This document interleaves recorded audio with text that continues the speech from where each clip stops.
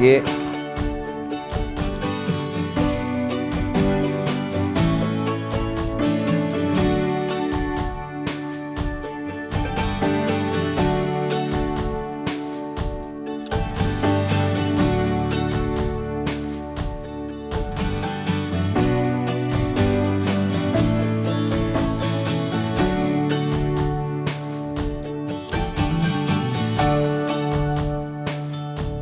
দাদা বাবু, এগুলা কি করতেছেন?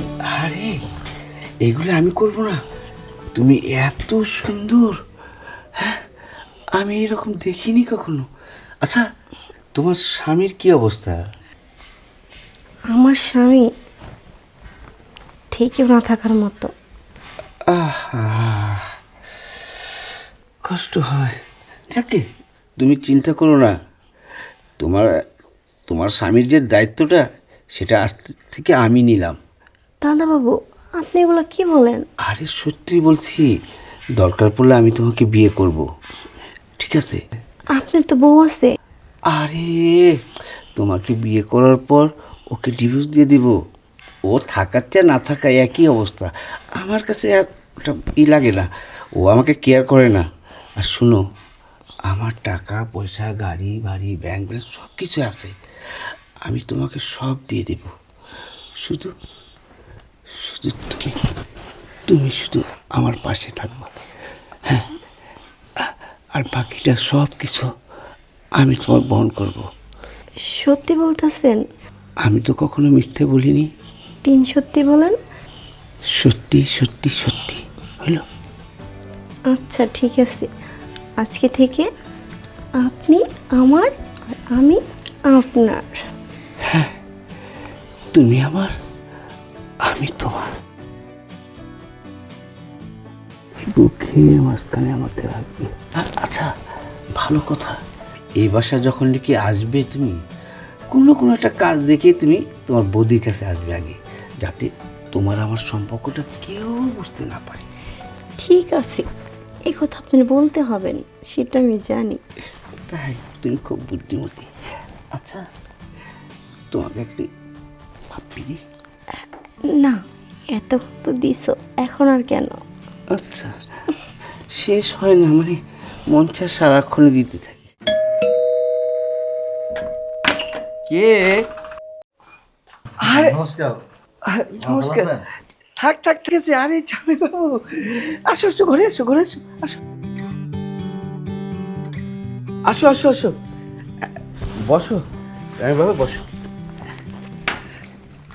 তা আমার মেয়েটা ভালো আছে তো? জি, বাড়িঘরে সবাই ভালো আছে? সবাই ভালো আছে, কোনো অসুবিধা নেই।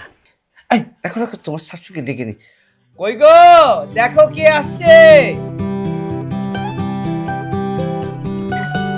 নমস্কার শাশুড়ি মা, ভালো আছেন? নমস্কার। হ্যাঁ ভালো, তুমি ভালো আছো? জি, আপনাদের আশীর্বাদে আমরা ভালো আছি। জামাই বাবা যে হঠাৎ করে কিছু না বলে, মেয়ের সাথে কি কোনো ঝগড়া হয়েছে নাকি? না শাশুড়ি মা, কি বলেন, আমি আসলে এখানে একটা কাজে আসছিলাম 2-3 দিনের জন্য। তো ওখানে আমার আলাদা হোটেলে থাকা লাগতো, ভাবলাম আমার শ্বশুর বাড়ি এলাকাতে আমি হোটেলে থাকবো কেন, তাই চলে আসলাম। আলবাত ঠিক বলেছ। তুমি শ্বশুর বাড়িতে থাকতে তুমি আবার হোটেলে যাবে কেন? এখানে তো থাকবে তুমি। ভালো কাজ করেছো। এক কাজ করো জামাই, ওগো নাস্তা মুস্তা তো কিছু দিতে হবে, জামাই আসছে, পরে হ্যাঁ, কথা বলবো নি। দিতেছি। তুমি একটু বসো, আমি নাস্তার ব্যবস্থা করতেছি। গ্রামে সবাই ভালো আছে তো? এই ছক্কা। উফ।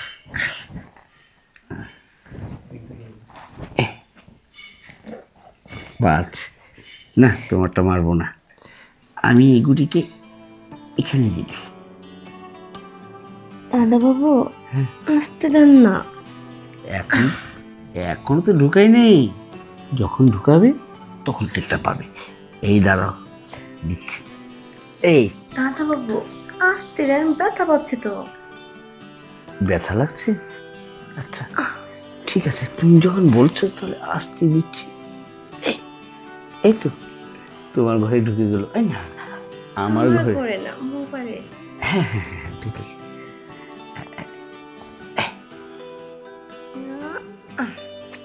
এবার কিন্তু জোরে দেবো, কেমন? এই মোবাইলে কি ব্যথা পাবে না? না,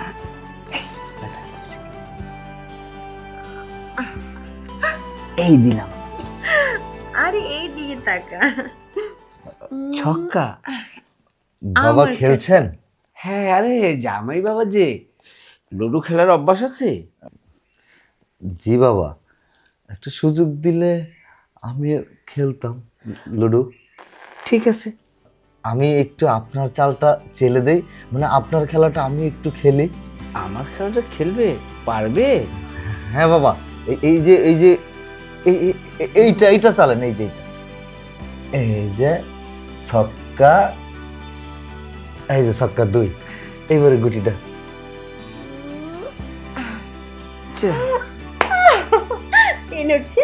বাবা এইবার হবে, এইবার লাস্ট। আসলে তুমি না খেলোয়াড় ভালো না। বাবা আর 2টা চাল দিলে না ঠিক হয়ে যাবে। না না, এটা হাতের জোশ আছে, আমার হাতে আবার অনেক জোশ, তো আমি ভালো খেলতে পারি।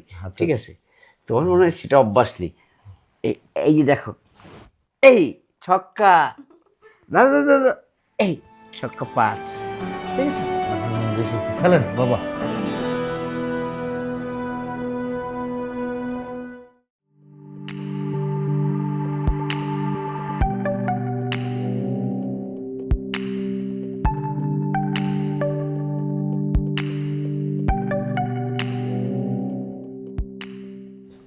বাসায় যে মেয়ের জামাই আসছে এইটা কি মাথার ভিতর আছে? আমি কি করব? বুদ্ধি খাটাও।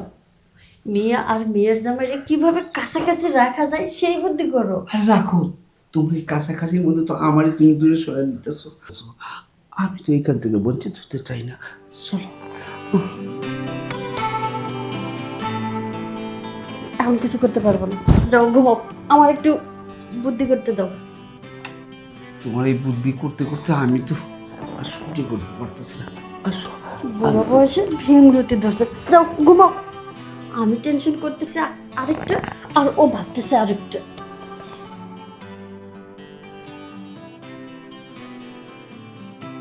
আমার ঘুম পাচ্ছে, আমার ডিস্টার্ব করবে না, ঘুমাও।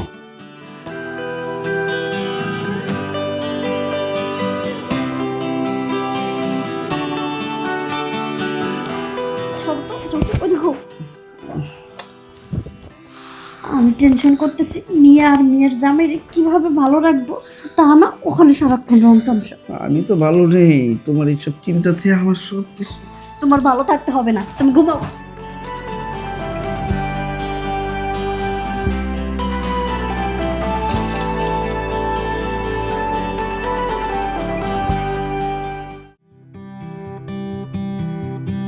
আমার চা কিন্তু খুব দারুণ বানিয়েছেন। আপনার মেয়ে আসলে এরকম বানাতে পারে না, কত বলি বোঝে না। জামাই বাবা, আমার মেয়ে তো ছোট, ও আর কয়টা দিন যাক, দেখবে যে আমার মতো ও পারবে। হ্যাঁ, কটা দিন পরেই দেখবি সব ঠিক হয়ে যাবে। ছোট মানুষ তো, এটা হচ্ছে, তাই না?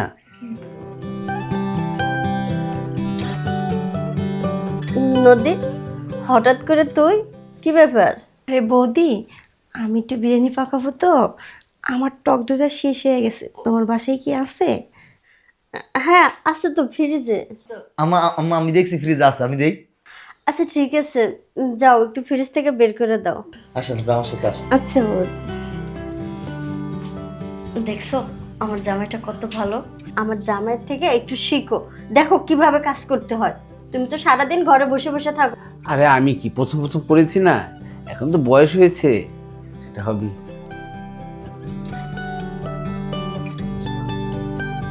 আসেন আসেন, এই যে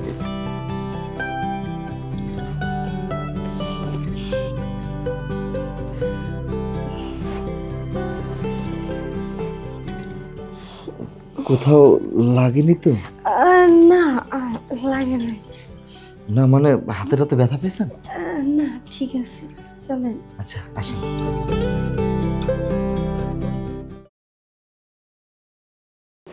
ও শাশুড়ি আম্মা, আমি তাহলে একটু বেরোচ্ছি। হ্যাঁ জামাই বাবাজি, আমিও তো বের হবো, চলো দুজন একসাথে যাই। আচ্ছা ঠিক আছে, চলেন।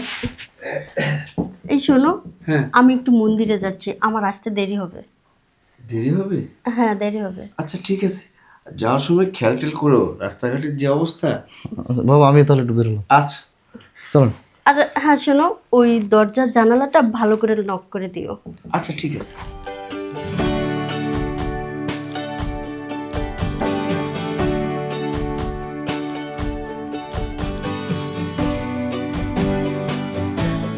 সোনামণি, তাড়াতাড়ি এসে পড়ো, আবার গিন্নি বাইরে গিয়েছে, অনেক দেরি লাগবে আসতে। আজকে তুমি আর আমি, লেট করো না কিন্তু। হ্যাঁ হ্যাঁ, ঝাঁপিয়ে দূরে এসে পড়ো। হ্যাঁ হ্যাঁ, হাই আজকা, আজকা সারাদিন আমি আর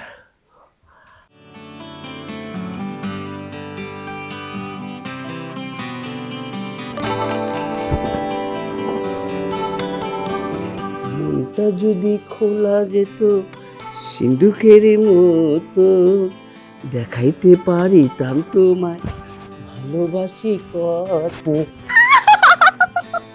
ও সোনা বন্ধু, মরবি না গো সোনা, আজকে সবাই পেয়েছে। রাখলাম, রাখলে কি থামবো? শোনো, আর মন চাচ্ছে কি টাইটনিক হয়ে যায়, বুঝছো? আবার কখনো লাইলি মজনু হয়ে যায়, বুঝছো? সিঁড়ি ভরাট হয়ে যেতে মন চায়। তাই নাকি? আজকে আরো কিছু? আরো কিছু, ওটা পরে, যখন সাউন্ড ছাড়া কথা চলবে, কেমন? ঠিক আছে? হ্যাঁ, শোনো না, আজকে আমার জন্য নেই, আজকে সারাক্ষণ শুধু ঝাঁপ দেবো আবার উঠবো, ঝাঁপ দেবো আবার উঠবো, কেমন? আচ্ছা ঠিক আছে।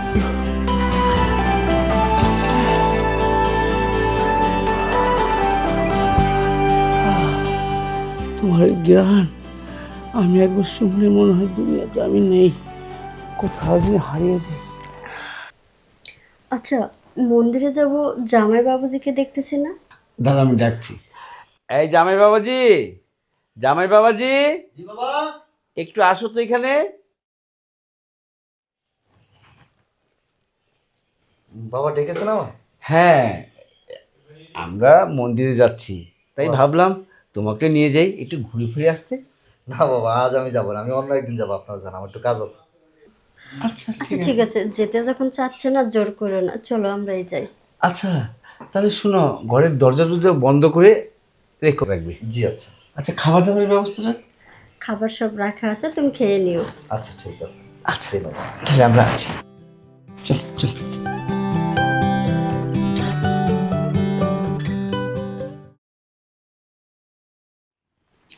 আরে এগুলো কি করতেছেন আমার সাথে?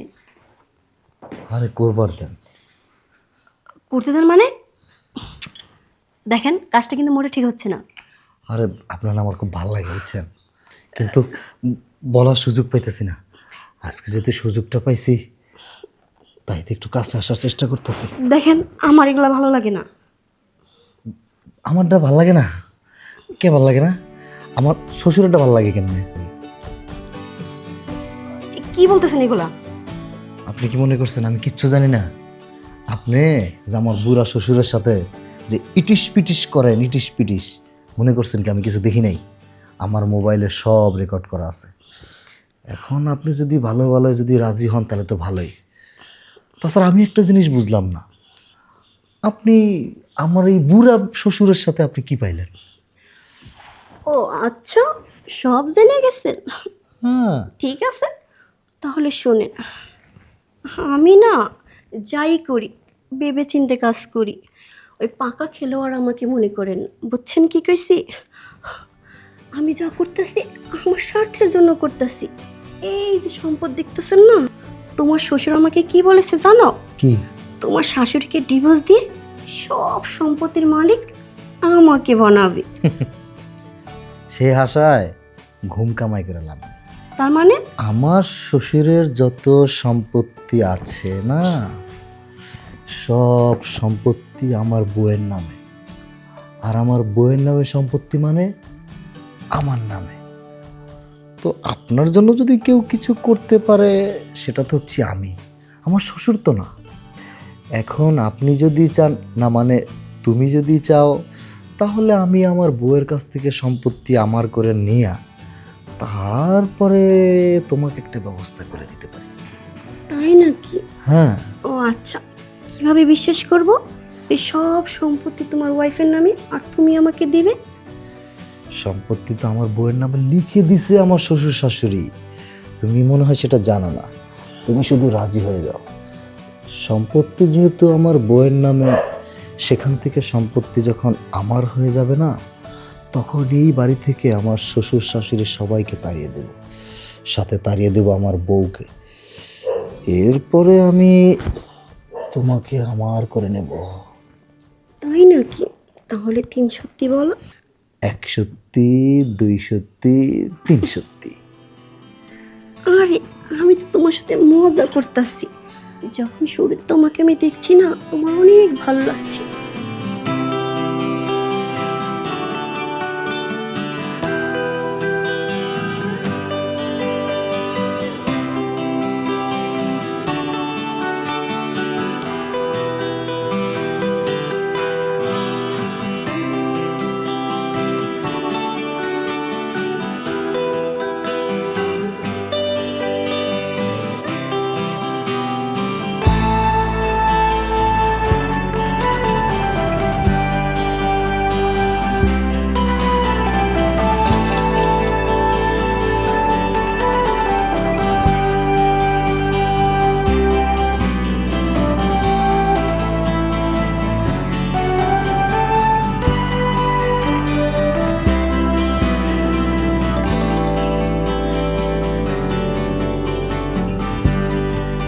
বাহ বাহ বাহ, খুব সুন্দর নাটক চলতেছে। আমার কোনো দোষ নাই, ওই যে গরম লাগছে তো, তাই গেঞ্জি। চুপ করো, আমি সব কিছু শুনছি, নিজের চোখে দেখছি। তোমার কোনো দোষ নাই না? তুমি আমার মেয়েকে ডিভোর্স দিবা তাই না? আর আমার মেয়ের জায়গা জমি সম্পত্তি যা আছে সবকিছু তোমার নামে করে নিবা, ওই মেয়েকে নিয়ে সংসার করবা, আর আমার মেয়েকে তাড়িয়ে দিবা?